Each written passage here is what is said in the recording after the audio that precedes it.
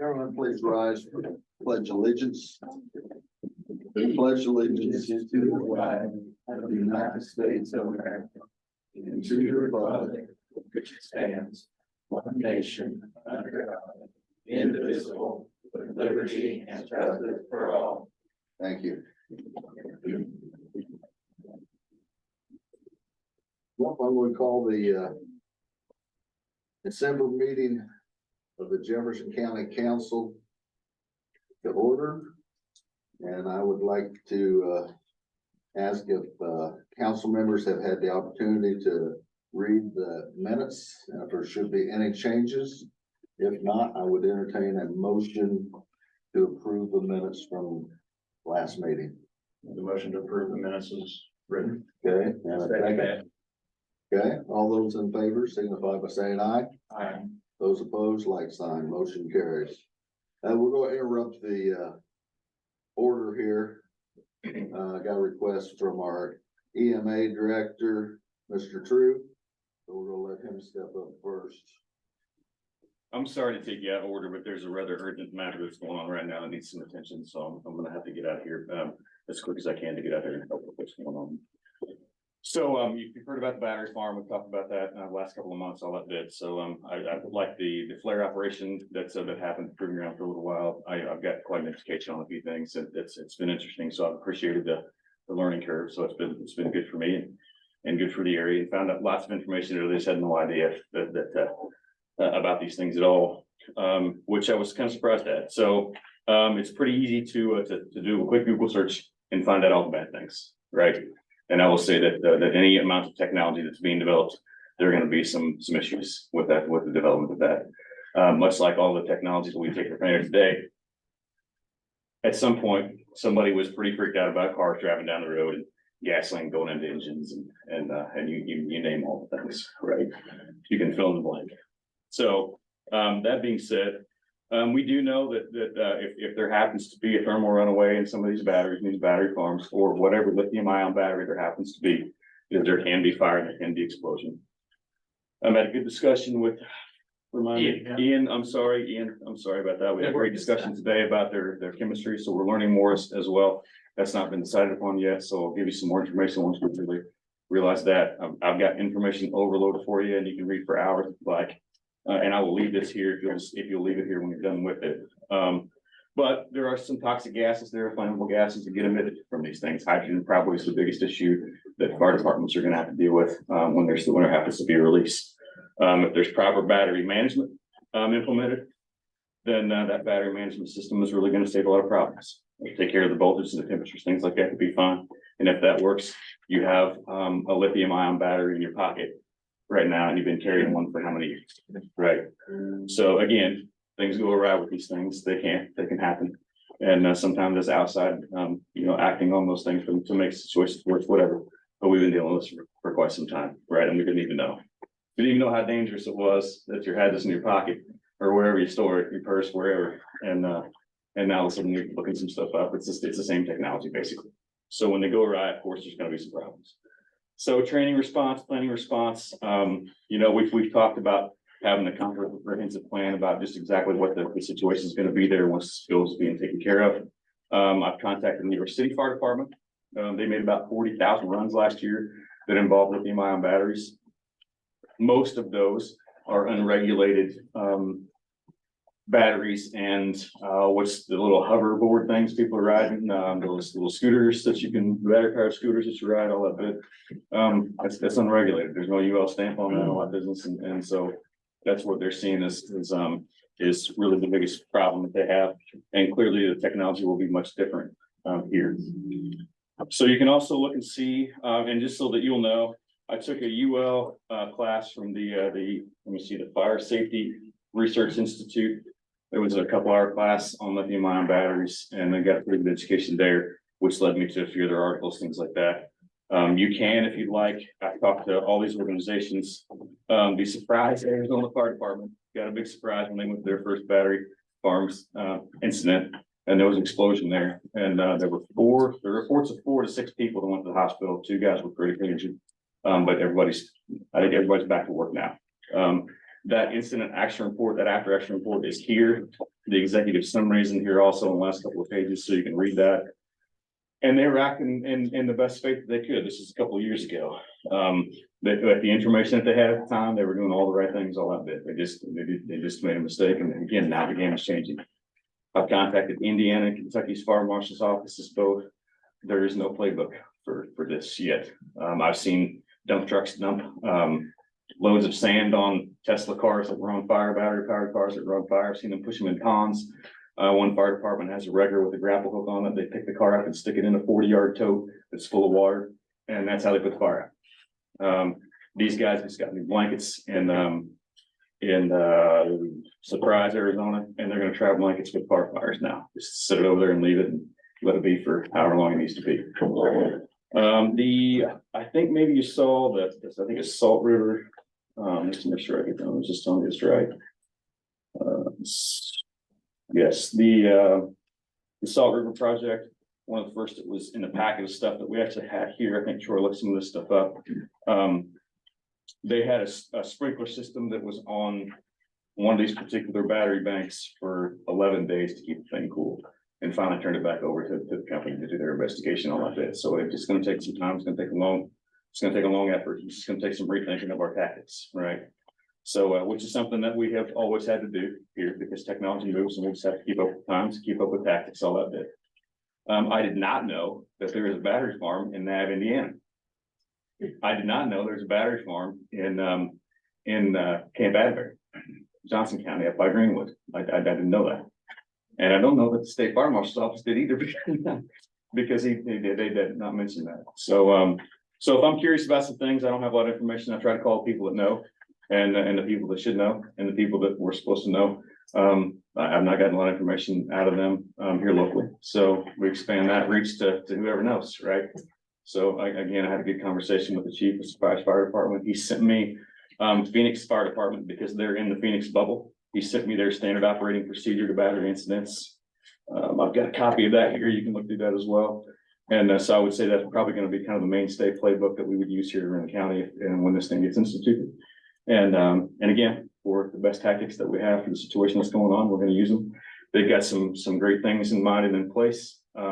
Internal monitoring, so we can see what's going on. There'll be some alarms and sirens and lights, things like that outside of the facility. So when the firefighters pull up and they see those lights, hear those horns, whatever the alarm system is going to be, they'll be able to check the air quality inside of those battery banks, and then it will be alarming at whatever percentage that it needs to be to let them know that the conditions are just too dangerous. That did not happen in Surprise, Arizona, and they didn't have a clue what the air quality was inside of that battery bank. And when they opened the door, it was full of hydrogen. There's an active thermal run out flame, and it lit the hydrogen off and exploded and caused, you know, some pretty significant injuries to these guys. So again, I think some of the things they've got in place, all that they have planned. The only issue that I'm really kind of worried about now, but we've not got quite sorted out yet, is the water supply for how that's going to go on out there. I know typically in rural Jefferson County with volunteer fire companies that we have, we do a lot of shuttle relays with water systems. So we take water in a tank truck, we dump it in a big expandable dump tank. Looks like a little portable swimming pool, and that's what they draft water out of. And when you're out of water, you're out of water. So the water system is really kind of my biggest concern. But I talked to Robert Black about that today. He's worked with I think DuPont Water, maybe. I think that's the water company. Maybe I'm not certain. He told me, but I just don't remember. And so he's working with those guys to really find out just how much they can get down here. I talked to the EMA director in Decatur County today. They have a battery farm going in up there. And did you tell me, Ian, that's the same? You guys are the same place in Greensburg area? Yeah, we are developing a project in Decatur County. Yeah. So he said that they're putting into that emergency action plan an extra 30,000 gallons of water just to have there close on site that they can tap to if they happen to need it. I don't know how many gallons it would take to run a sprinkler system for 11 days. I would imagine a pretty significant amount of water.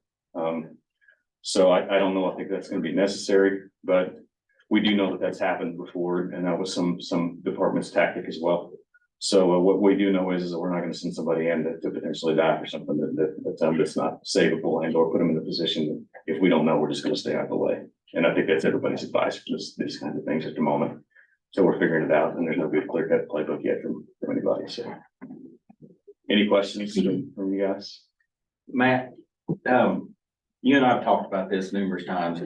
Based on what the information that you have right now, and based on the fail safes that are gonna be in place, between now and the time that this battery farm becomes operational, do you think that we will be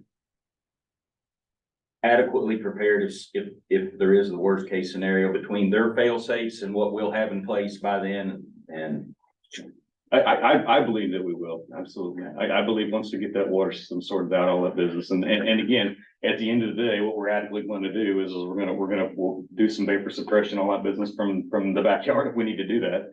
And when it goes out, it goes out. We'll stay out there to make sure it does. And so if I understand that right, basically it's gonna look like, shipping containers, for lack of better visuals for me. So there'll be individual pods, so to speak, on these things. So I can't imagine there'll be multiple of those. Maybe there's a scenario that exists, or could be, but there should only involve one of these pods at a time, I would imagine, because of the containers and things like that they have in place. So they have some explosion proof stuff, some ventilation fans, things like that to keep the air quality down inside there. And they'll de-energize things, all that bit. So hopefully between all of those fail safes like that, those engineering controls, so to speak, we shouldn't have to send anybody into some dangerous situation to get hurt.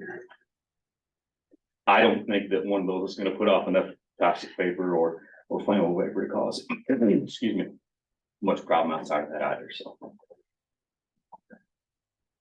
I would feel comfortable saying, hey, you know, these guys seem like they have themselves together. We're working very well together to make sure that we have that emergency action plan and those mitigation things in place before anything happens here.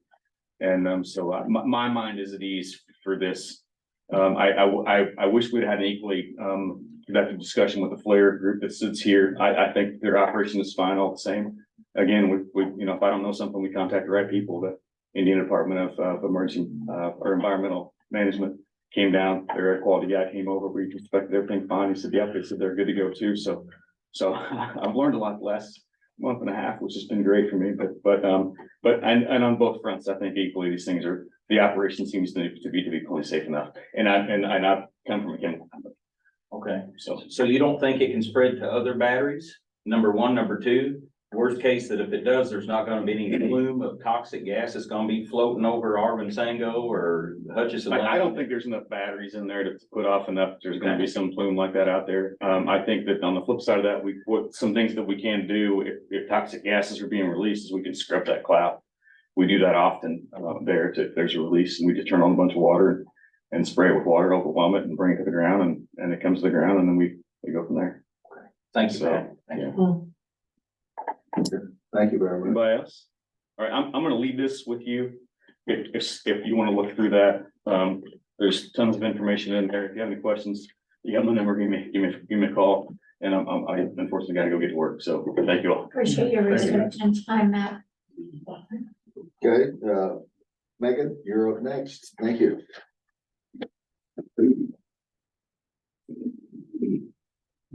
Evening.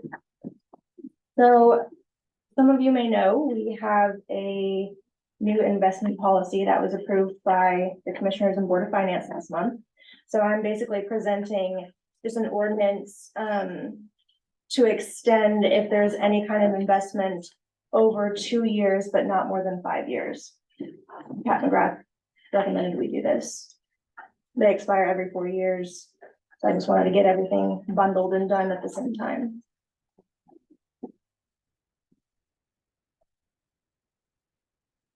And I sent that to you guys in a separate email. That's what I was gonna say, I've Yeah. already reviewed it, just trying to find the correct.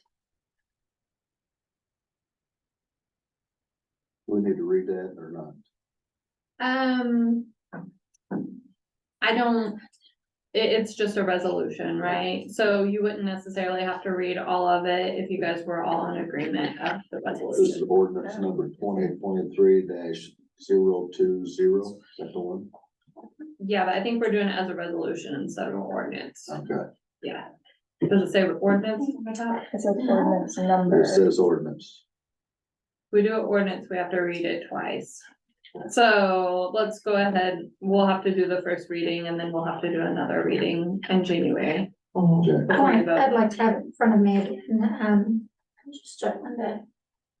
Somebody have the date on the email. Does everybody have a copy of it? It Yes. was I didn't print it. Saturday, the 10th, when I sent it. Oh, you sent it. Yeah. Oh, okay. The 9th or I 11th. got it. The Yes. That's what the night. Yes, got it. And did you say it said, yours, it said ordinance? Says ordinance Yes, number ordinance, 2023-020. So we'll have to do a first reading, and then in January, I'll add it to the agenda again for a vote. An ordinance to adopt, or ordinance number 2023-020. As an ordinance to adopt an investment policy authorizing the investment of public funds of Jefferson County and to authorize the Jefferson County Treasurer to make investments having a slated final maturity that is 1, more than 2 years, but 2, not more than 5 years after the date of purchase or entry into agreement. Whereas Indiana Code Section 5-13-9-1 grant authority to the Jefferson County Treasurer to invest public funds, and whereas Indiana Codes Section 5-13-7 establishes the Jefferson County Board of Finance. And whereas pursuant to Indiana Code 5-13-7-7, Jefferson County Board of Finance must annually review the overall investment policy of the county. And whereas pursuant to IC 5-13-9-5.7A, the County Council of Jefferson County may adopt an investment policy authorizing the investment of public funds of the public's subdivision for more than 2 years and less than 5 years. Now therefore let it be ordained, the county council pursuant to 5-13-9-5.7A hereby adopts the Jefferson County investment policy that is attached to the ordinance of Exhibit A. The county council pursuant to IC 5-13-9-5.7C hereby authorizes the Jefferson County Treasurer and investing officer for Jefferson County to make investments having a stated final maturity that is 1, more than 2 years, but 2, not less than, or not more than 5 years after the date of purchase or entry into the repurchase agreement.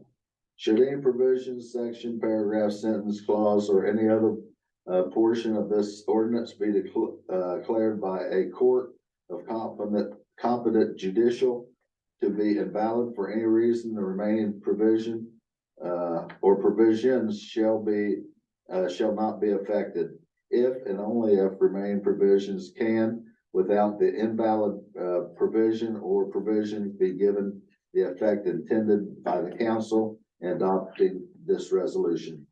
To this end, the provisions of this ordinance are severable. The ordinance shall be in effect from and after its passage by the council and in compliance with the Indiana Code 36-3-4-14.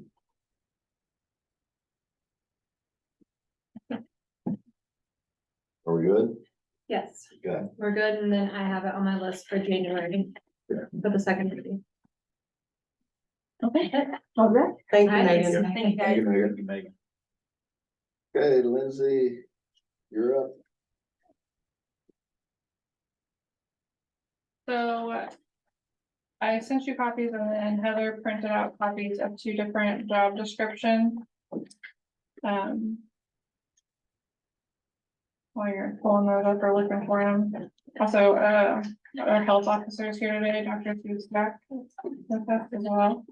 So these 2 job descriptions are something that's gonna get paid out of the new health first funding. So as long as the funding is available, these positions would be here. If the funding went away, these positions would go away. So with that understanding, I'll explain what they're gonna meet. So one of the big things that the state is really pushing right now is this access to care, linkage to care in the maternal child health aspect. And they really want local health departments to get heavily involved. one of the things that we figured that we could really do was work and partner with WIC. When WIC moved to Hanover, there was a lot of, there's a little unrest there because it was no longer centrally located in the county, at least population wise. So it kind of made it it made it a little out of reach. A lot of people still think that it's in the health department, and they've been over there for quite some time. So the public health educator is someone who is going to work with the school nurse liaison, which we already have, that's funded through a grant, and 2, with WIC. So what they really want to do is be able to be accessible. WIC really wants to be accessible to the community by being able to be at certain locations every month on a schedule to help, just to help the community, just to be accessible. And this position will allow a little bit of flexibility with our schools, getting into our schools a little bit more often, teaching, even just, hand washing. It used to be something that the health department would go in and teach really basic things like hand washing. You'll still see window clings. You'll probably see them in restaurants. If you're in the schools, you've probably seen them on the school windows. Those come from the health department. So just random little things that can get us into the schools and in there with just kind of educating not just the children, but the parents as well. So this public health educator will focus on stuff like safe sleep, trauma and injury prevention, so baby proofing, and then a little bit of nutrition, tobacco cessation, family planning, and then the access and linkage to care would really bring that aspect is covered with just us being connected with WIC.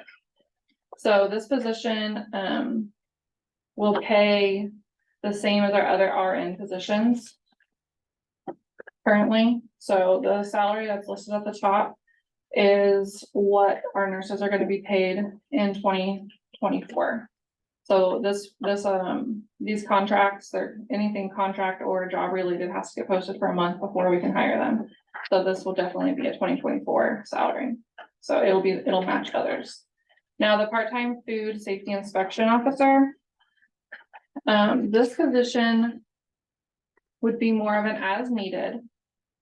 There's new codes coming out next year for food. So it's gonna be a learning curve.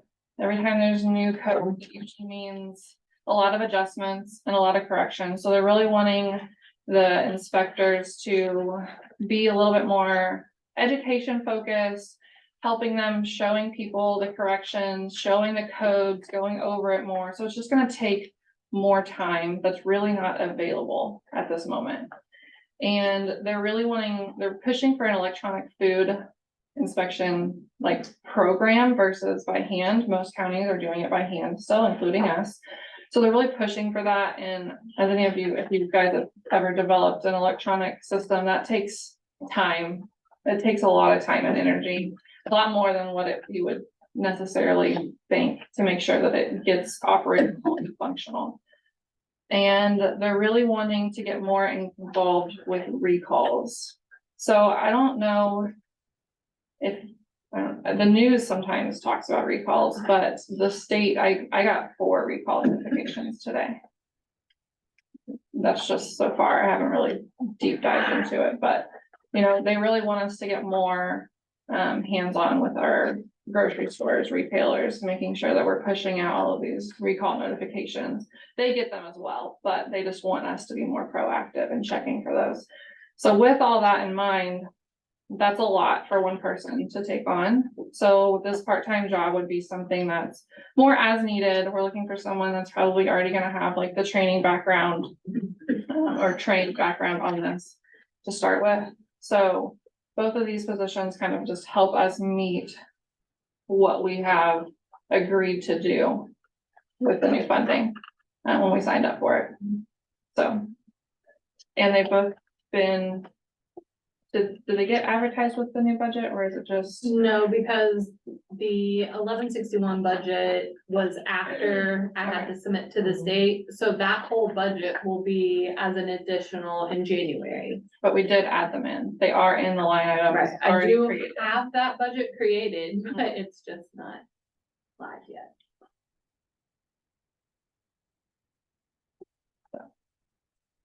I did present this to the commissioners last week and they were in support of adding this position with the understanding that it is based on the funding that we're getting from the state.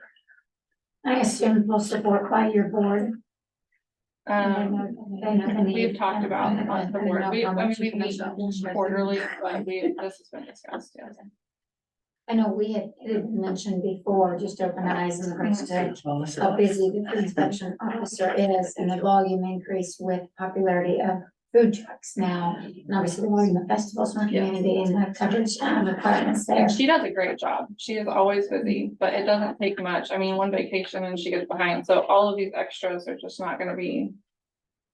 It would not be a very fair work-life balance at that point.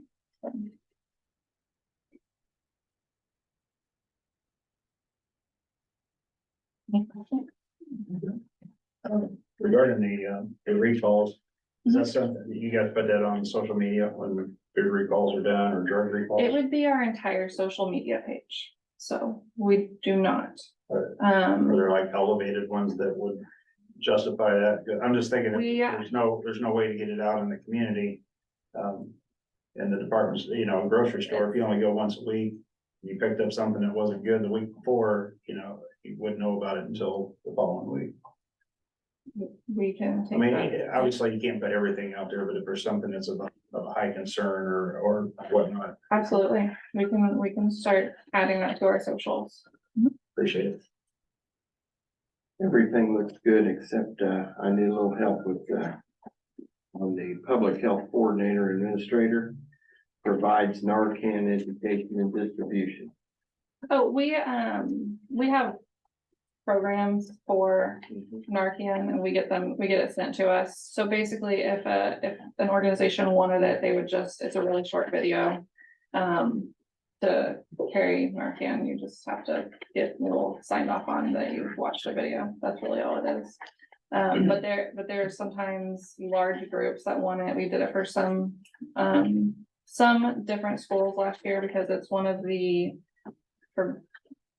it's basically a Good Samaritan law that schools can have certain medications on site Okay, to use. but do they have a choice? Does the school have a choice? Yeah, absolutely.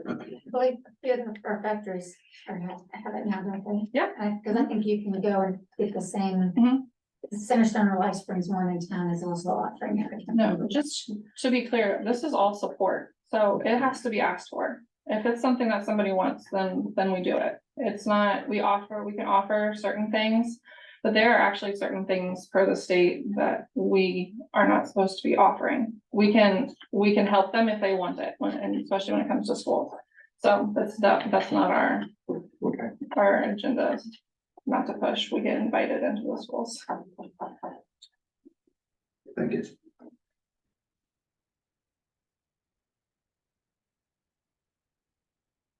So I think we need, You just need a motion to approve those new positions, so I can add them to the salary ordinance when we.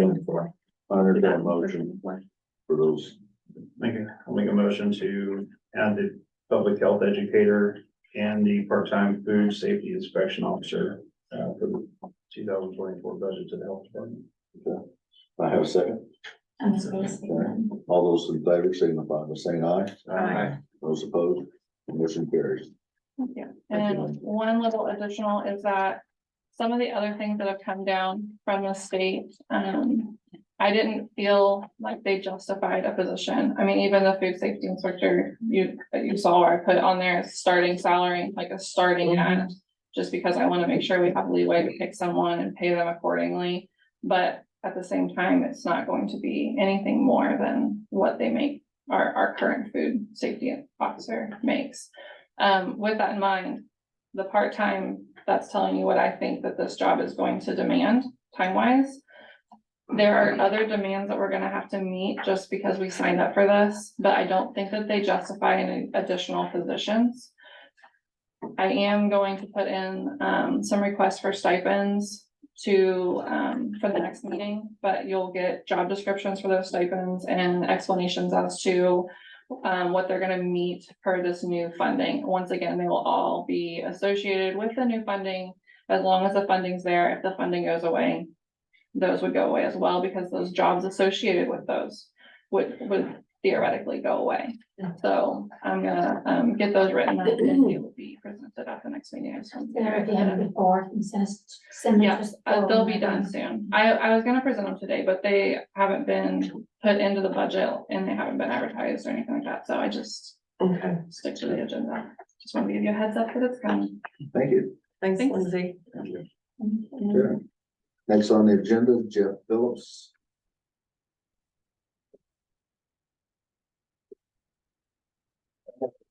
Couple of handouts.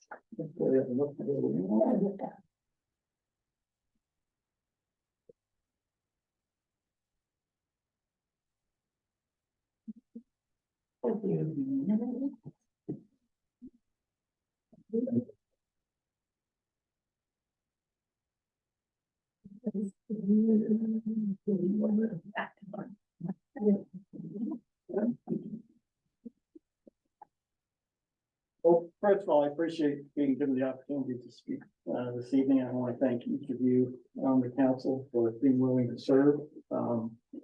I have previously served in an elected position in North Carolina, and I know there's a lot of homework that goes into this. And I really appreciate each of you being willing to take the time to make sure that responsible decisions are being made about our county. Second thing I want to say is I am not against battery storage facilities. We need them, particularly as more and more wind and solar power come onto the network, and it's not going to be available all the time, but we want to have those lights on all the time. So we're going to need more batteries. I am, however, concerned about a couple of things that I read in the paper after your last meeting about this project. I feel that the developer of the proposed facility is not giving public safety the consideration that is needed. And I question whether property tax abatement is necessary to make battery storage facilities economically viable in this county. Now, on safety, just as I agree with Director True, new technologies, everybody can make, scary statements about them and point to things that would go wrong. I don't want to give the wrong impression. I am not, I believe in batteries can be safe. I drove here today with a Chevy Bolt. It uses lithium-ion batteries. I've been an early adopter of electric vehicles. I've been driving a Chevy Bolt since 2012. But yeah, letting a battery fire burn out it's just not that simple. This is not a hay barn, and there are toxic gases that are given off, and so it's important to do them right. And so the Electric Power Research Institute is one of the largest nonprofit scientific research organizations in the country. About 90% of its funding comes from electric utilities. And this full disclosure, EPRI, as I call it, funded my PhD research when I was getting a PhD back in the 1980s. And then prior to moving here to Jefferson County in 2018, I worked for EPRI as a researcher for 14 years. So a little biased, but I think they, more than any other independent organization, has done the research to help advance battery storage. And so one of the things I handed out to you was this flyer, and I realized I have a second one, sorry. Oh, okay. Thank you. Well, I had it if you want. And this was issued by EPRI in October. And the one thing I want to point out is what I've highlighted here in green. I'm going to read it for the record. And I should say before that, they say failures in context, and they want to point out that battery storage is going up like this in terms of the number of facilities. And the number of fires is shown in those blue bars is not really changing. So they are getting safer.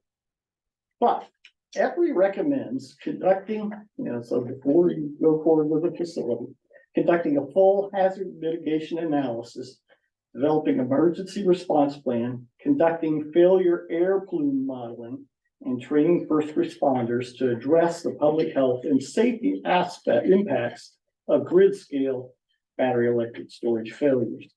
And I should mention, this is grid scale. This is 150 megawatts, as I understand it, that facility that's in NAB, which I didn't know about either until I went onto the EIA website and saw it. It's 5 megawatts. So this thing is 30 times bigger than anything that's here right now. So I would say that, at a minimum, if you're going to go forward and provide a tax subsidy for this project, you should make it a requirement that the project adhere to EPRI's recommendations and that those requirements stay with the project, even if it's sold to another company in the future. And the second concern I have is economic viability.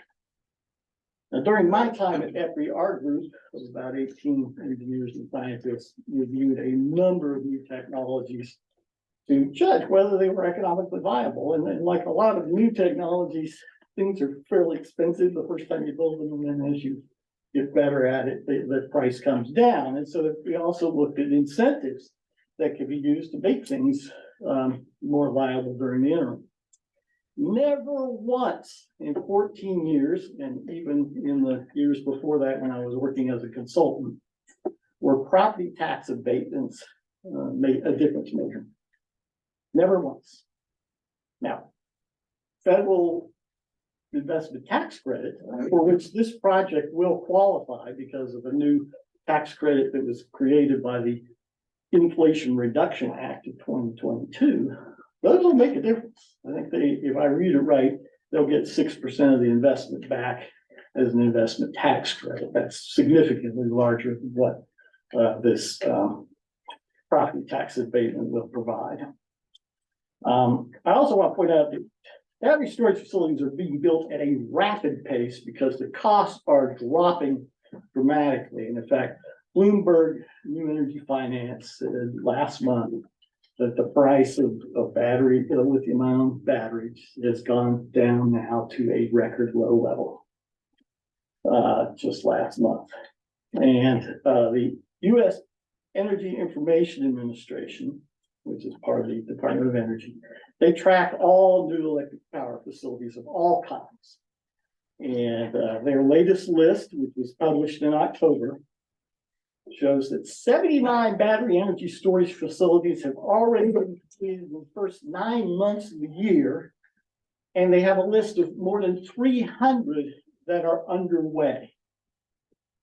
Right? Now, I don't know the details of all of those projects, but when that many projects are going on, it tells me that property tax abatement is not necessary for all of them. And so what I would do is, I could share with you, because it's CIA is public information, I could share with you the list, and I recommend that you reach out to some of the county governments where these projects have been built or are being built, and ask them what tax incentives do they have to give. And I think it's also important for you to recognize that Jefferson County is an ideal location for battery energy storage. And that this particular site is an ideal location within Jefferson County because of its location. I passed out a map that is a little hard to read. Yours is in color. But I think, if you look at it, you can identify, okay, there's Cincinnati, there's Louisville, and then Madison. And if you look at Jefferson County, these are the large transmission lines. So we're not talking about the little ones that go through your neighborhood. They are crossing in every direction in this county. This county is to the high voltage electric transportation system what Indianapolis is to the interstate highway system. They're coming in all directions going through here. One of the reasons is that IKE is 1,500 megawatts of power. That's 10 times larger than what this facility is going to be able to produce at any one time. So they have to get that power out. And originally it was going down to Paducah, Kentucky, and now it's going elsewhere. The other thing, besides that location, and this particular site is gonna be right at one of the intersections of those lines. So they're just gonna tap right in. Otherwise, if they move it somewhere else, it's probably gonna cost them $500,000 a mile to put in a large transmission line to get to these big ones. And the other thing I would point out is that if here in Indiana, we are part of a very large regional electric power market called the Midwest Independent System Operator, MISO.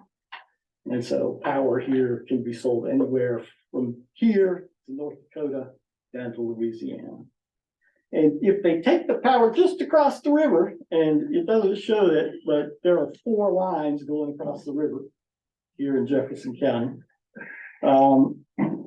Then there is what's called the PJM. It used to be Pennsylvania, New Jersey, Maryland, and now extends all the way to Kentucky and Virginia and Ohio. Those are the 2 largest power markets in the United States. And so they can look at the prices in both locations and decide, oh, it's cheaper over there. I'll buy that power to charge up. And then once it's all charged up, they'll go, oh, they're paying a higher price here in my sale. I'll send it that way. Right? You can't get better than that in this area than what we have right here. And so, you know, when I hear that, you know, oh, this isn't going to be viable unless we get a tax credit, to me, that's like somebody telling the people that run the Chautauqua Festival that I can't make money on a booth unless you give me a discount. And it's like, well, that may be true. That may well be true. They may not be able to make a viable business out of this without a tax credit. And I guarantee you somebody else can. Because this is my ideal location. So thank you for letting me speak. And if you have any questions, I'll try to answer the ones that I know answers to.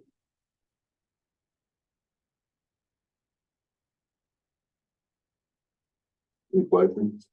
No, Jeff, thank you very much. I appreciate your insight. Thank you. So what do you do now? Well, I'm an engineering professor. Okay. Yeah, at an undisclosed college in Jefferson County. MIT. They did not endorse my. Madison Ivy Tech. Are we ready for our public hearing? We're ready. We're ready, okay. Good evening. Thanks, Joe, for those comments.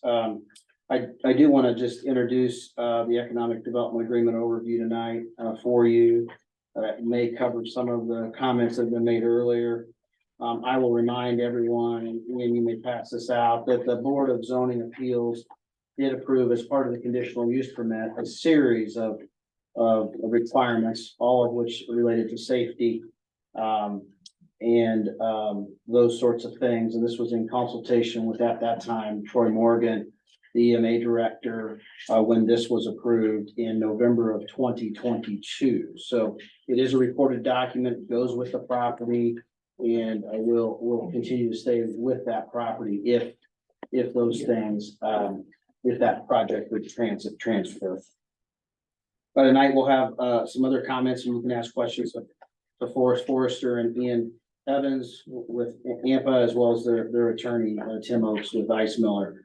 The commissioners and I have worked over the last several months on this deal to provide the county with what we believe is a strong financial package and an opportunity for us to lead southeastern Indiana in a renewable energy source.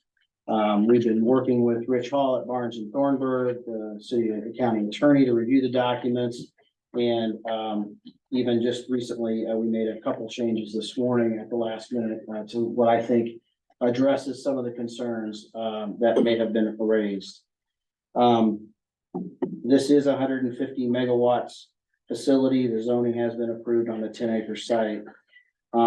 The economic development payments in lieu of taxes is a minimum payment. It's a minimum payment of $375,000. So the disinflation of any battery storage operations will not impact the investment yearly that the company will be paying the county, which is $375,000, and or the 2.5% of their investment. So we have a floor set on the economic development payment. That first payment will begin upon the COD and the energization of the project, which we anticipate to be about 3 months after construction's finished, 3 to 6 months.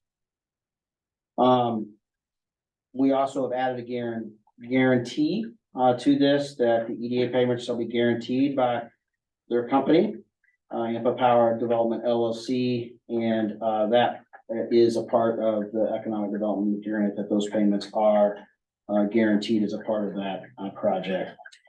And then finally, they have been good community outreach partners as a part of this agreement. I will remind you that they are committing over the period of the 10 years to make community outreach payments for STEM education support in our school systems within the county. And that includes Southwestern, Madison Consolidated, Shaw Memorial, and annual community payments to Canaan Community Academy and Christian Academy of Madison. So they'll make those payments as a part of that in support of STEM education in our community. At this time, I'm happy to ask and answer any questions about the economic development agreement. How much money is going into the STEM education? $10,000 a year. It is $2,500 to Shaw, Madison, and Southwestern, and $1,250 into the Canaan and the Madison. Did a taxpayer ask how that might be determined and distributed based on school population size? So I appreciate sharing that. That's how working commissioners, we determine to split that money out.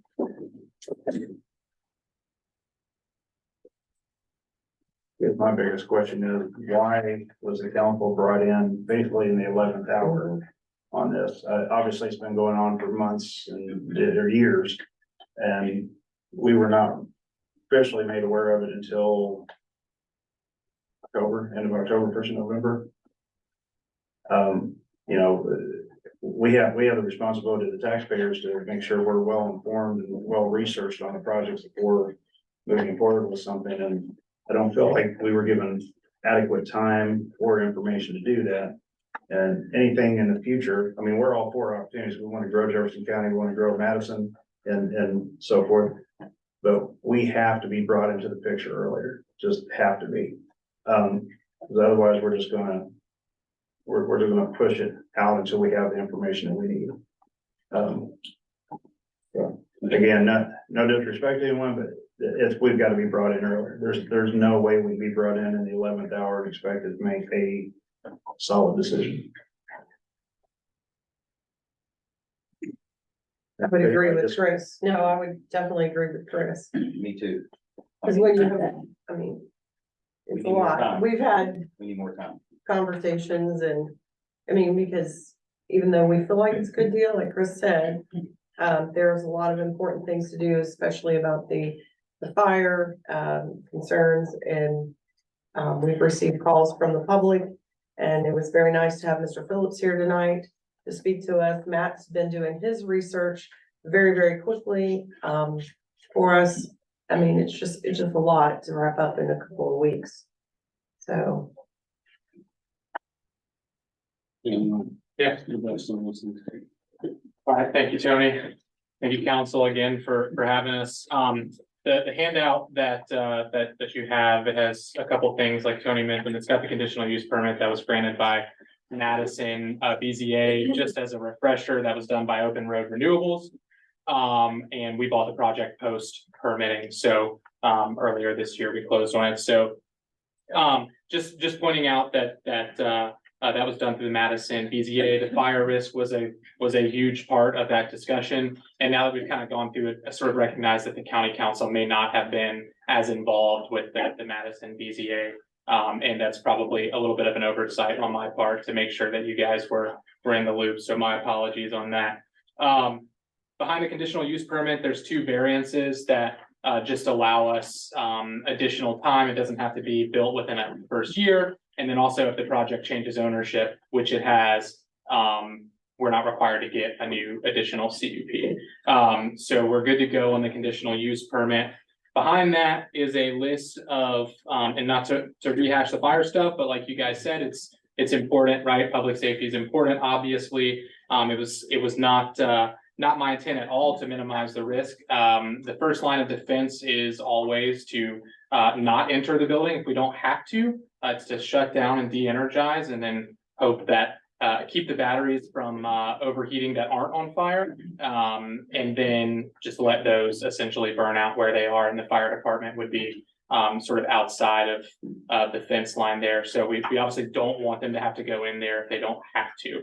So that's sort of the first line of defense. I want to point out numbers 3 through 7 in the last document there. These are all commitments or contingencies for the conditional use permit. So we have to provide these as we lead up to construction. Number 3, it requires a developer submittal of an emergency management plan to Matt and his team and any fire department that covers the project area. You can read everything in there that lists out what's required in the emergency management plan. But it's a pretty extensive plan. Number 4, the design and installation must comply with the National Fire Protection Agency, NFPA, Order 855, which sort of sets the standards for design and installation for these things, though, as Matt brought up, it's not perfect. Some of it depends on the chemistry, and that's why communication between us and the fire department, emergency management, is extremely important as we get closer. Additionally, on top of that requirement, locally, the state has a fire permit now that essentially the Indiana Department of Homeland Security has approval authority over the project, any battery energy storage project, and essentially they make you comply with NFPA 855, which is the same requirement we have here. So we'll be applying for that as well as we move forward. Number 5, the project must incorporate a monitoring system that remotely and continuously monitors the system, important for obvious reasons. Number 6, it requires an installation of a Knox box by the main entranceway. That is required, obviously, I think by the NFPA, and then locally, obviously, it's a good thing to have for the emergency personnel to be able to get in should they need to get in for whatever reason. Number 7, and I think as we lead up to construction, the most important is the owner and operator must provide at our cost annual EMS training specific to the facility for all necessary emergency personnel. So we're required to do that annually. And it's something that, we feel is very important. We've had a meeting now with Robert Black. We've also had a meeting with Matt to kind of lay the foundation for it.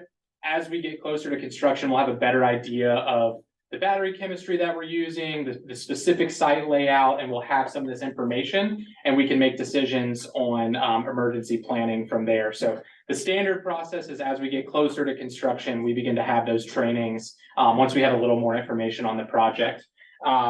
We don't necessarily know at this point which batteries we're procuring. That takes time and ultimately a contract with an off-taker before we actually procure those. So until we know that, we don't know exactly the emergency management plan, which is why we wait closer to like construction.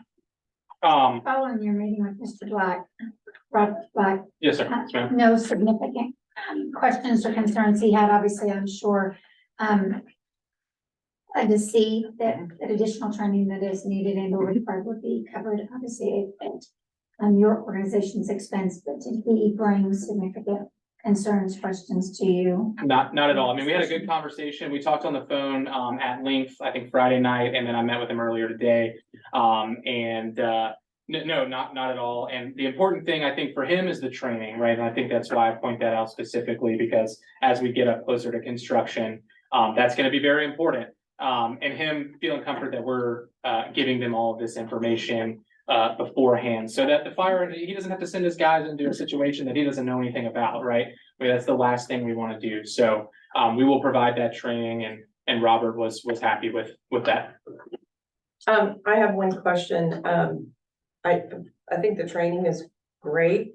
But what about any compensation that would be given back, or assisted to the local fire departments. Sure. For retardants that need to be maintained at the fire department. Yeah, so nothing was agreed to when this agreement, when these commitments were made. And again, that was done prior to us purchasing the project. Standard for us, and something that I've talked to Forrest about, I've also got Forrest here, Forrest Forster, who is I work with.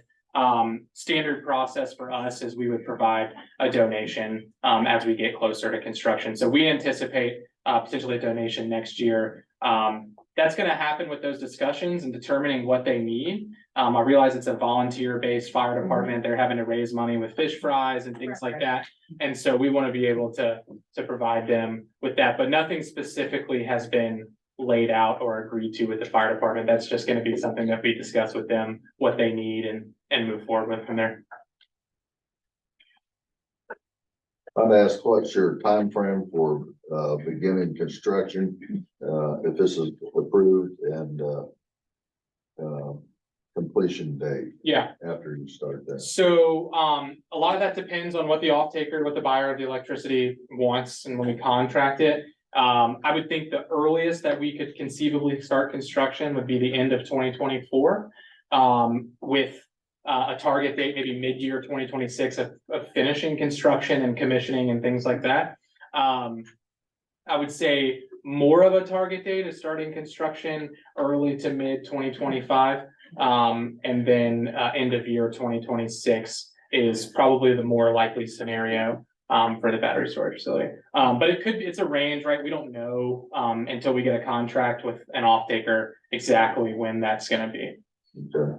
And would you agree to begin the pilot payments upon completion of the construction of the project? So in the new document, we make because there was a concern about what if we build the project, we never actually start generating electricity for the grid and we just sat on it, we wouldn't be making any payments and we would have built on the land.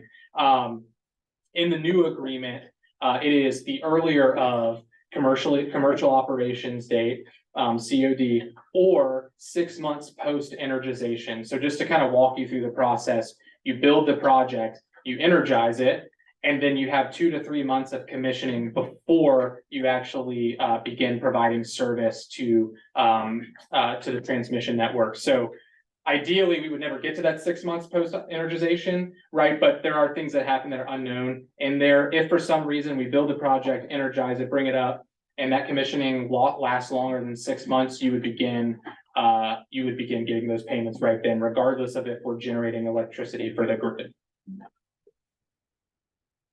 So that was something that Tony and I talked through at length and came to an agreement on late last week at some point.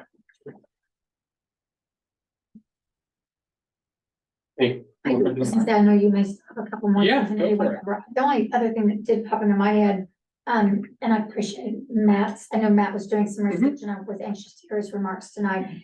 Obviously, one thing he was hopeful for is that emergency management plans certainly be in place.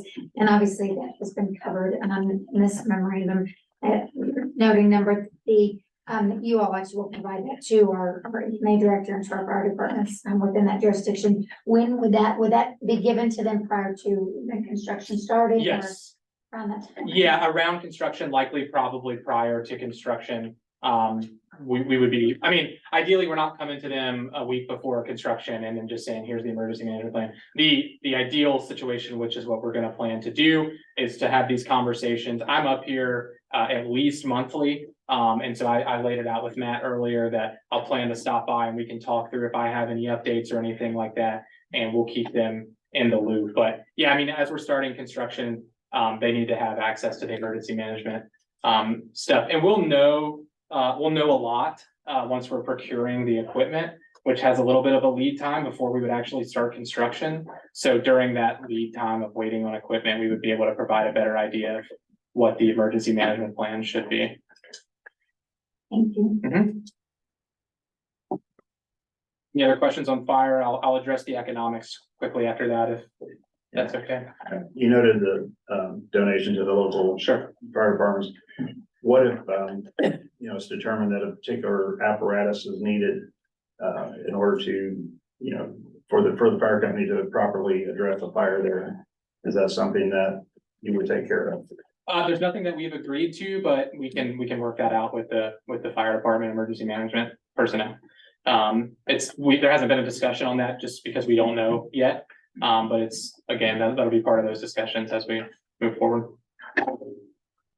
We want you guys to have all the resources, and we just need to have good communication with Matt and his team to make sure that they have everything they need. And yeah. Good. Good on the fire stuff? All right, awesome. Okay, so on the economic stuff, I just want to summarize a few numbers. For the first 10 years of the EDA, or the property tax abatement. Mind you, this is the personal property tax abatement. Real property tax is not abated. It's just the personal property tax, the improvements to the land. Over the first 10 years, it's $375,000 a year, which leads you to $3.75 million of revenue to the county for that first 10 years. And then the last 20 years, so I'm assuming a 30-year useful life of these. I mean, it could be 25, it could be 35, but the reality of it is we don't know until we get further down. But that's kind of the base assumption that we use. That would be $17 million, $17.1 million over the last 20 years. And that's actual tax revenue. That's not pilot payments the last 20 years, because obviously the economic development agreement would have expired by that point. I'll let Forrest touch briefly on the economics too. He's involved. I think the main idea and the main goal here, what we want to talk about, what I've talked about previously, is we want to remain competitive with other projects in the state, right? I mean, there's as Jeff said, there's a lot of projects being built. And it's being built rapidly. And so what that means is there's a lot of competition, all for the same contracts, right? So if you've got 100 projects competing for the same 10 contracts, that's a lot different than 15 projects competing for the same 10 contracts. So that just makes those margins that much slimmer. And so property taxes are one of those personal property taxes are one of those input costs that could be the difference, and we believe is the difference in staying competitive with the market for a number of reasons. One, there are other counties providing these property tax abatements, so we're competing with those counties. I think we mentioned Decatur County, we have a project there as well, just got approved, fully approved last month. So in a way, we're sort of competing against ourselves for the same contracts that are available in other projects in the state that are getting these. Additionally, yes, they are eligible. All of these are eligible for under the new Infrastructure Inflation Reduction Act, certain federal tax incentives. But if all of them are available for the same tax incentives, that doesn't really change the economic reality of we're competing on the same level. If they're all lower, we are still competing against them. It doesn't really give us an advantage. Now, what I will point out is there's an additional federal 10% tax bonus provided to specific areas in the country that have specific socioeconomic factors related to unemployment, fossil fuel employment, fossil fuel closures, things like that, that is not available. Jefferson County is not eligible for. So in a way, we're already working a little bit of an uphill battle against these projects in areas of the state that are available for these 10% tax kickers, is the industry term. And so, again, makes the personal property tax abatement that much more important for us. Any in Indiana? Are there any eligible areas? Correct. Absolutely, yeah. So we, as a goal, as a company, like we're trying to target those areas, just like every company is trying to do. Now, there's a number of things you have to consider when targeting specific areas. Transmission network is one, available capacity, the ability to permit. There's any number of issues that you have to consider. So it's not the only factor. And so we're okay trying to compete with these projects because we feel like we have a favorable environment here, but we still have to compete on a price for the same contracts that these projects that are eligible for these are. And so that kind of starts us from the jump a little bit behind. Now you add that, you have a project that has the federal tax kicker, additional federal tax kicker, and a personal property tax abatement, that makes it a lot more attractive and something that we're gonna have to work against. I think that is, gonna be it for me. Forrest, do you have anything or? No, I think you said it well. Appreciate the opportunity. Yeah, if you guys have any questions on the economic stuff, you do, here you go ahead. Okay. Help the public out.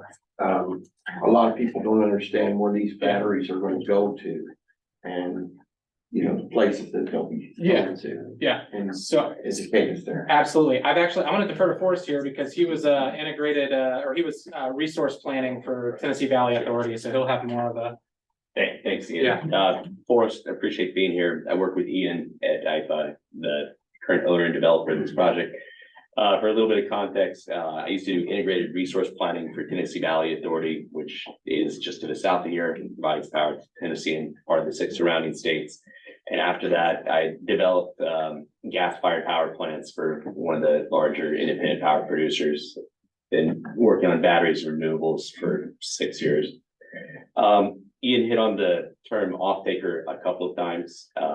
He gave some illustrative examples of there being maybe 100 potential projects that a handful of off-takers have the opportunity to contract with.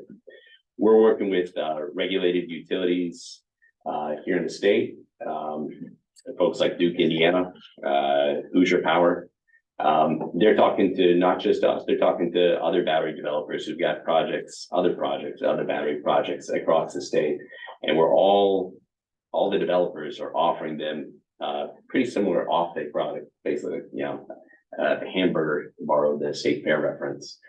And it all comes down to price. It all comes down to price, as Ian is have been hitting on. And it's a very small difference between the prices. It's a range of, you know, maybe a difference of 5 to 10%. So this property tax is the difference for us of being kind of middle of the pack or, you know, last to having a chance to be economically competitive and get an offtake contract, which is really the ticket to getting this thing built.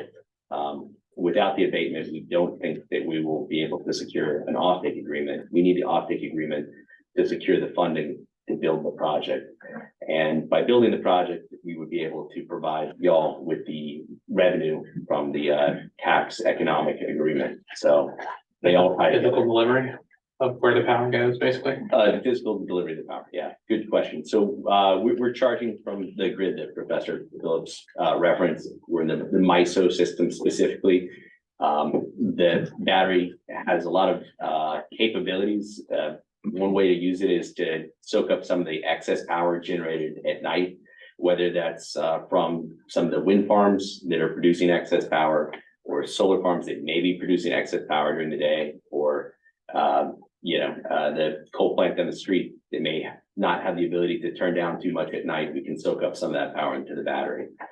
During the daytime, when people are running their air conditioner the most in the summertime, or if you've got electric heating versus gas heating at your house, running their HVAC the most, we're there to release the power into the grid and put it back to the system when prices or the system has the highest needs. In addition to that, the battery can do some pretty cool stuff.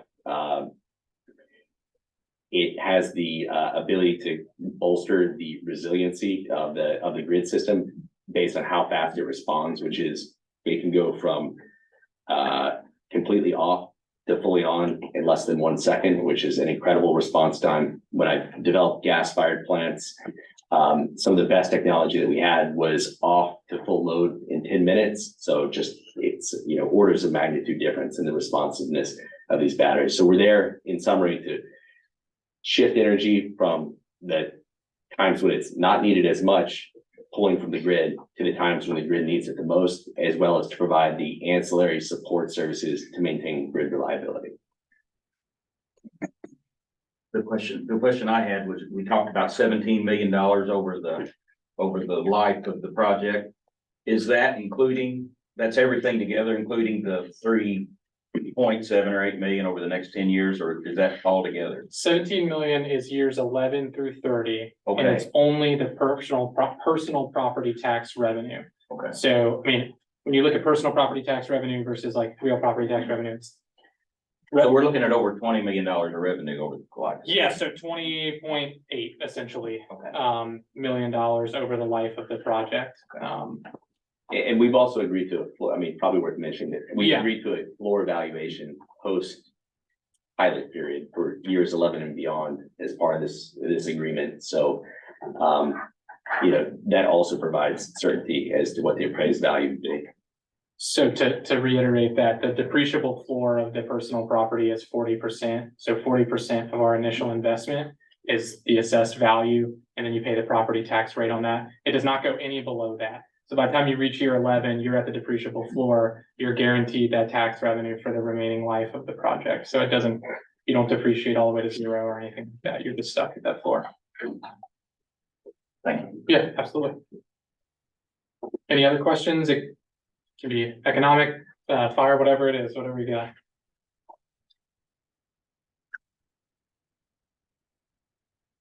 I'm good if everybody else is. Thank you very much. Thank you, Thank you. guys. Yes, Yeah, Appreciate it, really. thanks.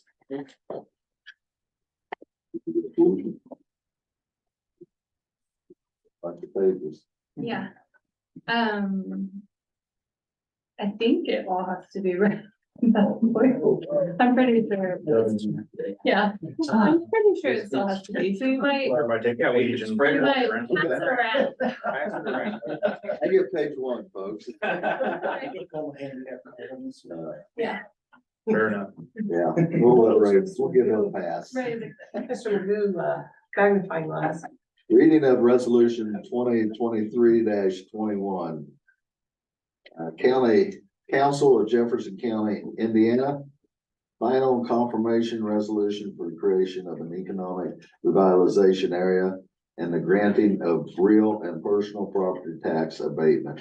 Whereas Jefferson County, Indiana, the county recognizes the need to stimulate growth and maintain a sound economy within the unincorporated area of the county. And whereas the County Council of Jefferson County, Indiana, called the County Council, further recognize that it's best interest of the county to provide incentives to stimulate investments within the county. And whereas the County Council has been advised of Williams Power LLC, a Delaware limited liability company, Williams Power project, which consists of a battery energy storage system, the project. And whereas Indiana Code 6-1, 1-12.1-1, the act authorizes personal and real property tax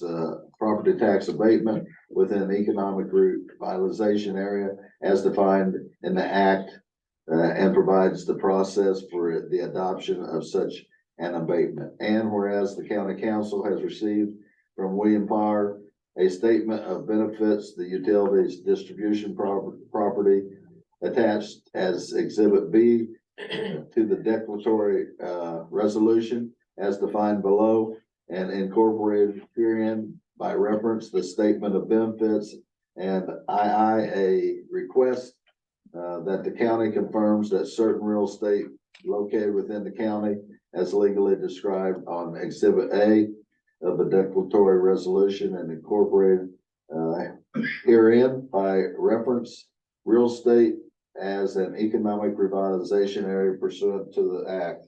And whereas the county council declares desires to establish such an economic revitalization area that consists of real estate for purposes of supporting the project. Whereas the county has considered the following factors under Indiana Code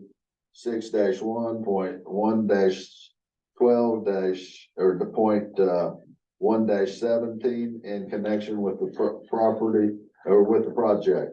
The total amount of Williams Power's investment and property, personal property. The number of new full-time equivalent jobs to be created as a result of the project. The average wage of a new employees resulting from the project compared to the state minimum, and the infrastructure requirements for William Power investment in the project. Whereas during a preliminary meeting on November 27th, 2023, the council received evidence about whether the real estate should be designated as an ERA and making the findings required by Indiana Code 6-1, comma 1-12, point 12 or point 1, the council adopted a resolution wherein the declaratory resolution designing the real estate of an ERA in which there is allowed abatement of real property taxes and personal property taxes as further described wherein, subject to the adoption of confirmatory resolution by the council. And man, I hate lawyers writing their stuff. Maybe by the word.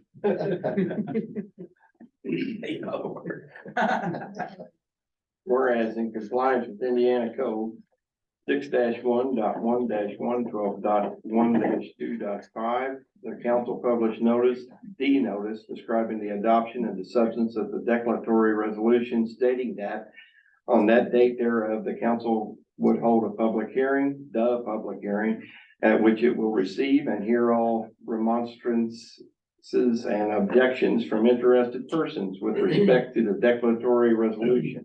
And whereas in compliance with Indiana Code 6-1.1-12-1-2.5, the council filed with each taxing unit that has authority to levy property taxes in the ERA, a copy of the notice and the statements of benefits. And whereas in compliance with Indiana Code 6-1-1-12-1-2.5, on the date hereof, the council held the public hearing at which it received, heard, and considered evidence concerning the declaratory resolution of any remonstrances or objections with respect to the declaratory resolution. And whereas the council has reviewed the statements of benefits and hereby finds the project as described in the statement of benefits will be a public utility and will be the benefit and the welfare of all citizens and taxpayers of the county.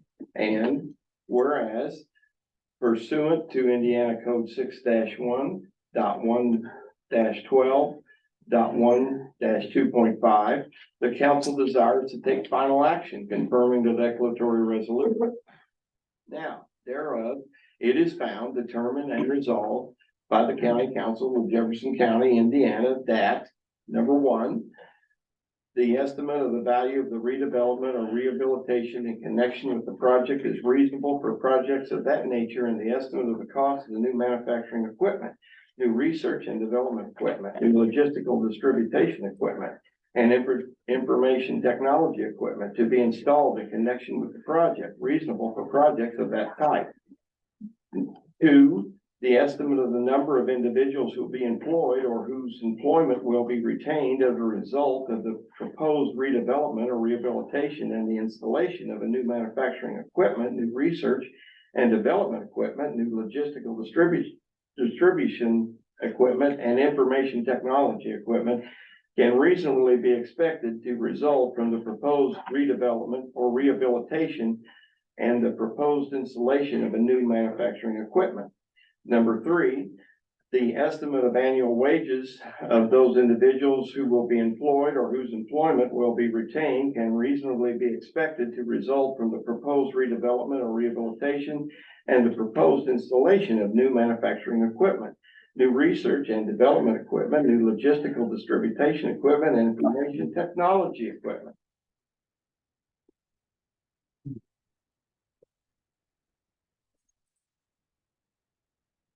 Number four, the number of individual opportunities for employment, both temporary and permanent, and the compensation to be paid to employees, along with the value of the acquisition and construction of improvements as a result of the project, create benefits of the type and quality anticipated by the council within the ERA and can reasonably be expected to result from the proposed project, including the proposed redevelopment or rehabilitation of the real estate and the proposed installation of new manufacturing equipment, new research and development equipment, new logistical distribution equipment, and information technology equipment. 5, The benefits described in the statement of benefits can reasonably be expected to result from the proposed redevelopment or rehabilitation of the real estate and the proposed installation of new manufacturing equipment, new research and development equipment, new logistical distribution equipment, and information technology equipment. 6, the totality of benefits from the proposed redevelopment or rehabilitation of the real estate and the proposed installation of new manufacturing equipment, new research and development equipment, new logistical distribution equipment, and information technology equipment is sufficient to justify a real property tax deduction period and a personal property tax deduction schedule as set out herein. 7, the deduction schedule factors in connection with the project justify granting the deduction schedule for both real and personal property under Indiana Code 6-1, 1-12, 1-17 is specified herein. The real estate constitutes an economic revitalization area as defined by Indiana Code 6-1, 1-12, 1-1. Now therefore, based on the foregoing, the County Council of Jefferson County, Indiana, further resolves, finds, and determines that the council held the public hearing on the date hereof for the purpose of receiving remonstrances and objections after public notice thereof as required by law. 2, that all the conditions for the designation of the real estate as an ERA and all of the requirements for the tax deductions be granted hereby have been met. And the foregoing findings are true and all information required to be submitted has been submitted in proper form. 3, that the designation of real estate as an economic revitalization area pursuant to Indiana Code 6-1, 1-12, 1-1 is hereby reaffirmed and confirmed commencing on the date hereof. 4, the statements of benefits as submitted by Williams Power is hereby approved and the council hereby authorizes and directs the president to execute the statements of benefits and hereby authorizes the county auditor to attest the statement.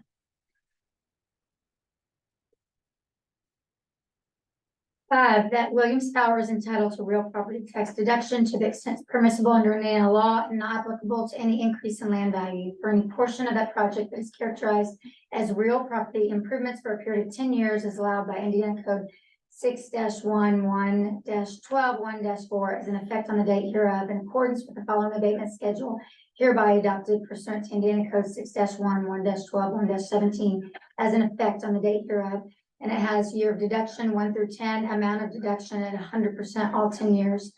B, that Williams Power is entitled to personal property tax deductions for the proposed installment of new manufacturing equipment, new research and development equipment, new logistical distribution equipment, and information technology equipment as described in the statement, part of the project for a period of 10 years as followed in Indiana Code 6-1, 1-12, 1-4.5 as an effect on the date hereof, in accordance with the following abatement schedule hereby adopted pursuant to Indiana Code 6-1, 1-12, 1-17 as in effect on the date hereof. And again, another 10-year deduction, year 1 through 10, same deduction 100%.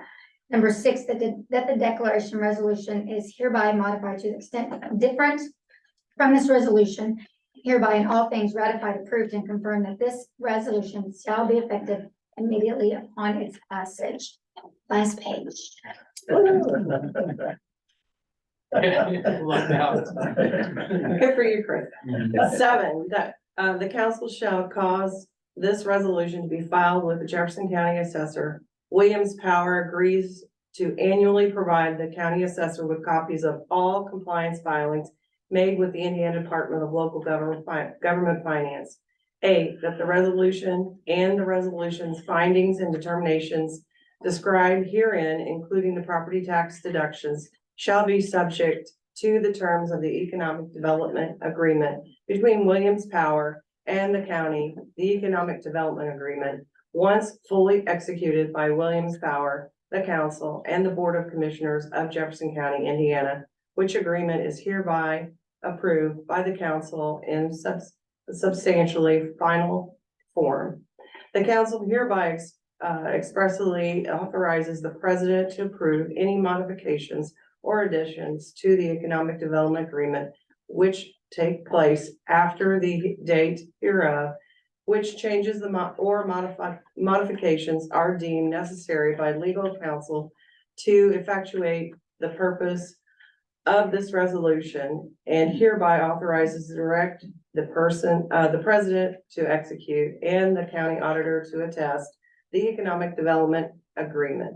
The approval of the said modifications or additions shall be conclusively evidenced by all the execution and attested thereof. Pursuant of the terms thereof, the economic development agreement shall be subject to a road use agreement and a decommissioning agreement to be approved by the Board of Commission of Jefferson County, Indiana. Remainder of this page, oh, never mind. All right. Signatures on the remaining. Mhm. There's your page. One liner here. Adopted by the County Council of Jefferson County, Indiana on this 12th day of December 2023 by a vote of to be determined.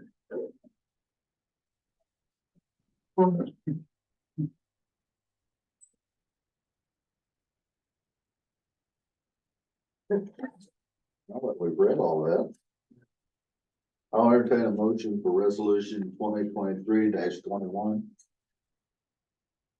Make that motion. Okay, I need a second, please. I'll second that motion. Okay, all those in favor of approving this resolution signify by saying aye. Aye. Those opposed? Yeah. Motion carries.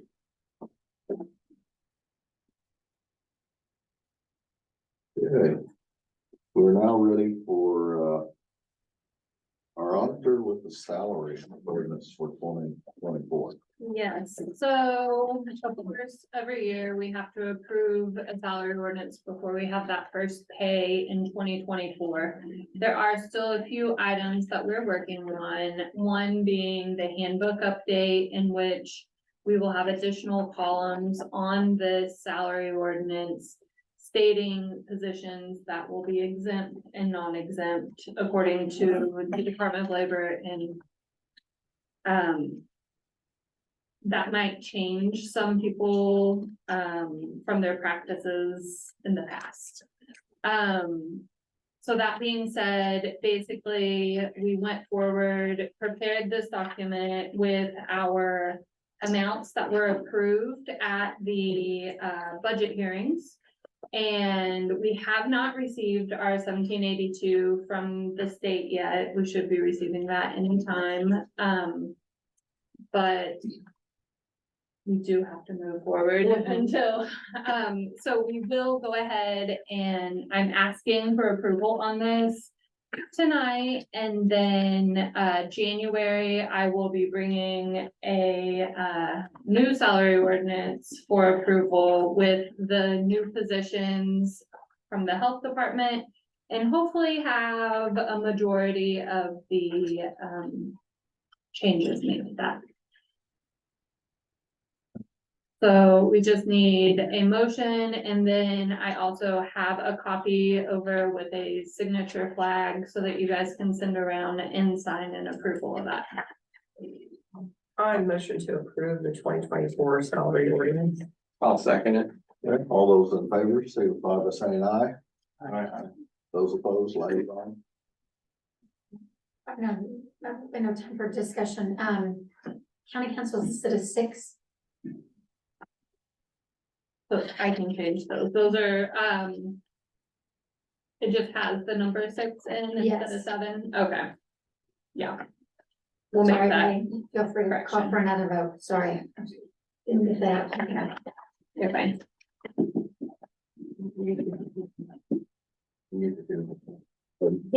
Can we go ahead and vote again? Yes, For we will. passing up the proposed salary ordinance? Again, we'll entertain a motion for this proposal. I don't know if we made the motion. I make the motion. Okay. I'll make the motion with the Second. amendment. Okay, all those in favor signify by saying aye. Aye. Opposed, like sign, motion carries. On the back of this, we just signed. Yep. North.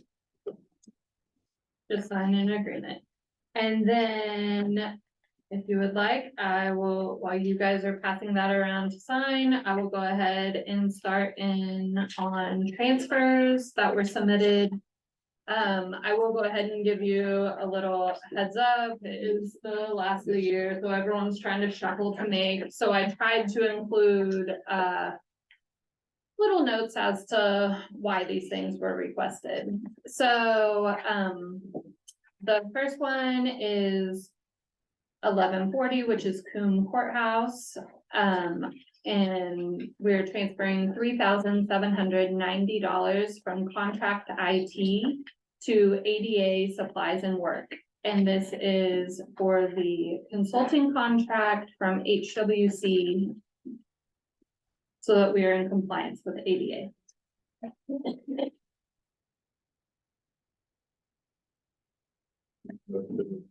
Approve the transfer of $3,790 from contract IT to ADA supplies and weight.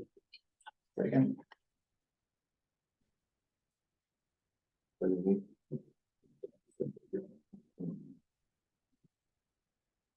All in favor? Vote.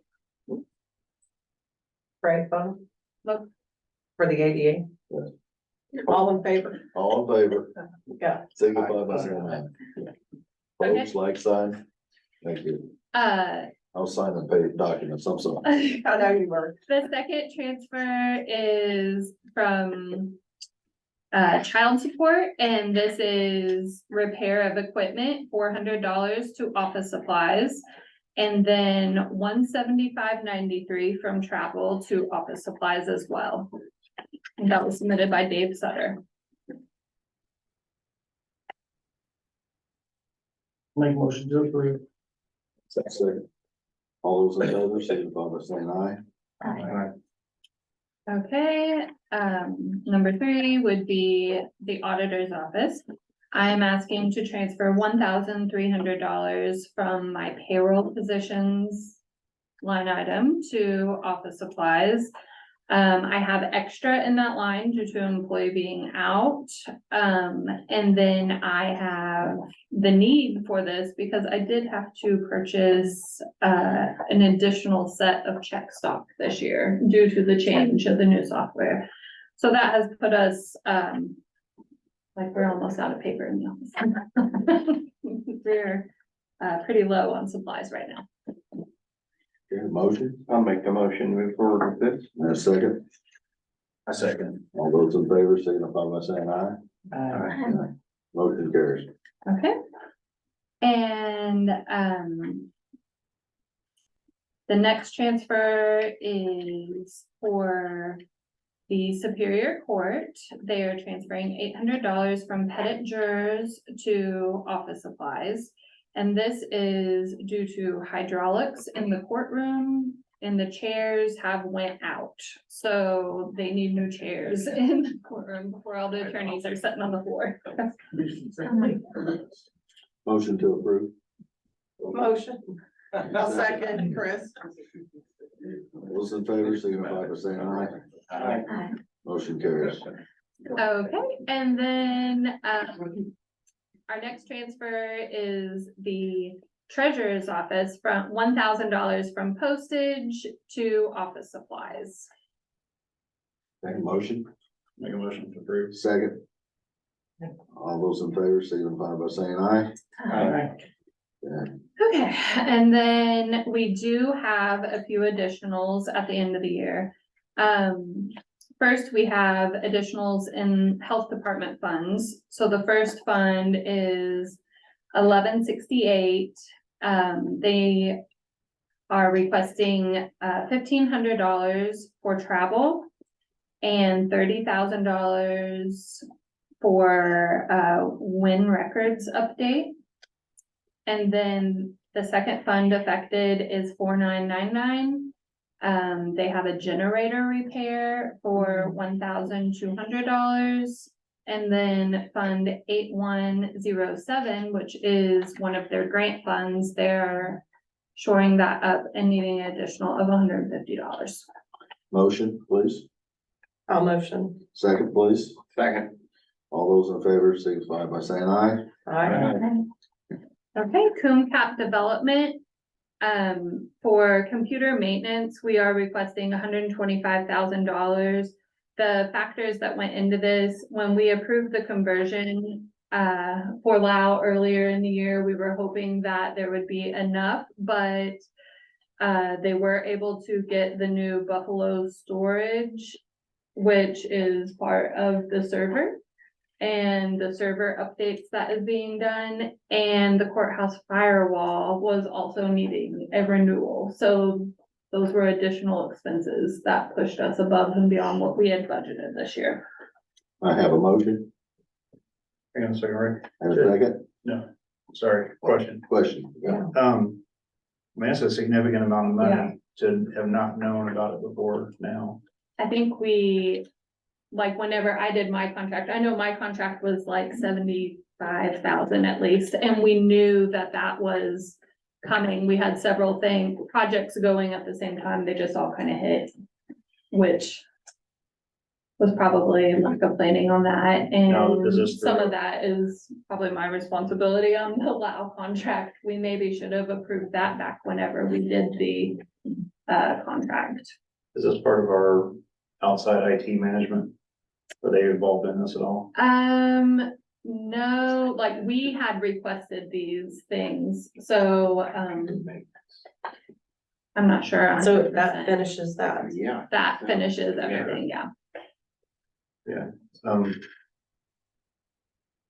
As usual, it has these to be communicated earlier. Right, I think there's a lot of different factors in this that may be delayed by communication. And the current Lao contract is how much? So in the new budget, I put in the actual conversion amount and our support. Right. So our support is actually less than Harris, but I was having to pay that conversion amount for the first couple of years. Any more questions on this? Chris? No. Okay. I'll entertain a motion for this. Okay, second, please. Second. All those in favor signify by saying aye. Okay, and then we also need to approve the additional resolution 2023-018 in the amount of $157,350. Any questions? What's that for? That's the three additional that Oh, we that's all. just discussed. That's It's the all of total. them That's the added total. together, Okay, and I have to okay. put it in a resolution, Okay. upload it to On the a state. motion. Okay, second, please. All those in favor signify by saying aye. Yeah, motion carries. Okay, now on the back of your paper, we only do the encumbrances once a year, so, I know that there are some new council members, and I just thought I would explain what that is. This function, it's not something that happens every year. So this function of encumbrance is to pay prior year bills with the new year's budget. So basically with prior appropriation. This is the only way an appropriation balance will be retained after the beginning of the year. So your balances do not roll forward any additionals that are done today. If that money is not all spent by December 31st, they did not submit an encumbrance, so that goes back to zero. So this is the only way to move money forward. Okay, so our first encumbrance is 1140 442-000-0000000, which is 620 Green Road. This is the appropriation that we had for the wall repair. Due to scheduling, it has not been done. So they wanted to keep that appropriation for the next year to move forward. Motion. Second, Second. all those in favor signify by saying aye and raise your hand. Aye. Okay, our second is in Fund 1170, which is our public safety. We budgeted $250,000 to finish up the jail project. It is down to 189,000 due to, some bills that we paid that we thought it might be best to go ahead and pay that out of these funds instead of sending through the, bond agent. So, like one, for instance, one of them is Duke Energy required us pay a large amount down for new service, and that money will be refunded after so many months of service. So we took that out of this. So as we are wrapping up the jail project, I would like to leave that in the budget in case additional things come up. Any discussion? If not, I'll entertain a motion. I'll make that motion. Second, please. I'll second it. All those in favor, vote signify by saying aye. Aye. Okay, and then the last encumbrance is in our ARPA fund for revenue replacement.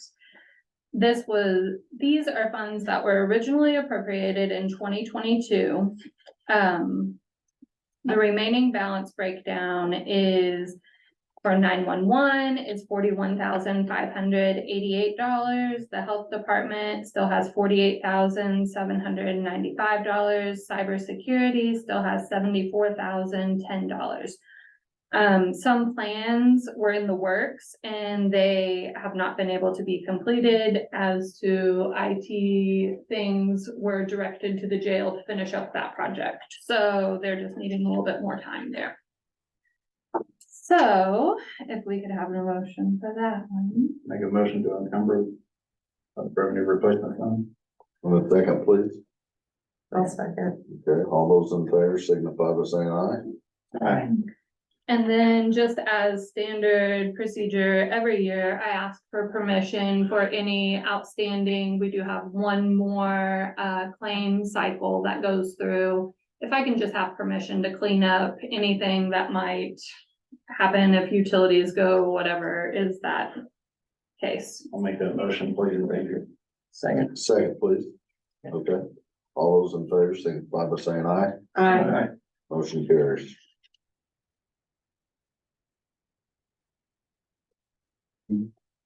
Okay, that concludes the transfers, additions, and works. Now time for public comment. Anyone that would like to speak, please state your name and address. Floor is yours.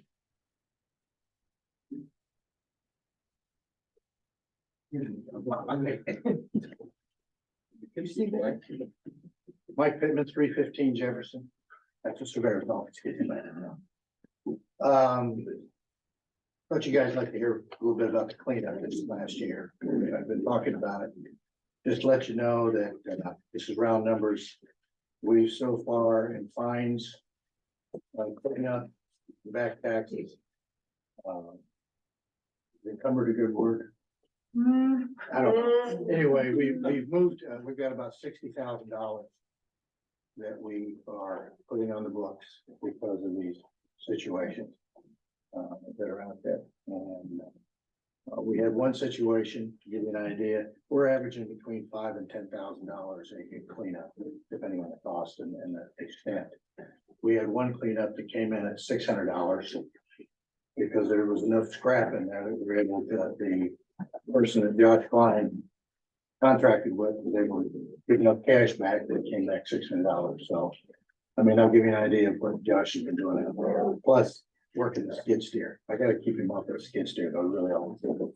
But this next year, we currently have 40 active situations out in the county that we're working on. So just so you know, in fact, we just made what I call the magical mystery tour in the county the last week and went around and took pictures and of some of the situations. Some are looking better, some are looking worse, and some of the people that we thought were cleaned up have gone backwards a little bit. So I mean, as you might expect. So we're working on that. Josh has been a great asset to us. You know, I know the salary is already done. I made my mistake. Apologize to everybody here, but I certainly would appreciate any thoughts and considerations on Josh's salary, because I tell you, if we lose him, it's gonna be tough to replace him, that's all I can tell you. And I think you all know that, so, it's been a real joy having him, they just see him go. So, So what was that number again? 60,000? 60,000, yeah, and it would have been higher, if Josh wouldn't have done some work and wouldn't have had a creative, gentleman that they had to clean up for him and working with him, so Josh has got a good relationship with them. Not only the people of Jefferson County, but also the contractors he works with to get the work done. They know him and he helps them, and in fact, I was in the office the other day, he spent 2.5 hours with a person coming in with a building permit. They did their own plans and he was helping them lay it out, so I mean, that's the kind of guy we got in there working, so that's the kind of guy we want. Thank you. Thanks, Mike. Thank you, Mike, appreciate it. Thank you. Anyone else? I do have a statement I'd like to state, with somebody, with one of the articles that was in the paper tonight. It regards to DuPont Water Company. Nearly 3 years have passed since the county requested information from DuPont Water. During that time, I spoke to Superintendent, the Secretary, and Board Member Doug Hobbs. They could not give me an estimate on what the DuPont water rates would be, nor did they confirm that they could have the physical or infrastructure to actually be able to fulfill that commitment on our water. That water rate would increase the taxpayers because it coming from the DuPont Water Company would increase the tax rates for all Jefferson County residents. So I just want to again, for the public record, to notice that we have requested, council members, myself, other council members have requested multiple times for information from the DuPont Water Company and have received nothing in return. And it's been going on for over 3 years. So I'll conclude that statement. Thank you. I will entertain a motion to adjourn. Second. Did you want to discuss it? Yes, please. I'll entertain a second. Second, I'll second. All those in favor, get up and leave. Please,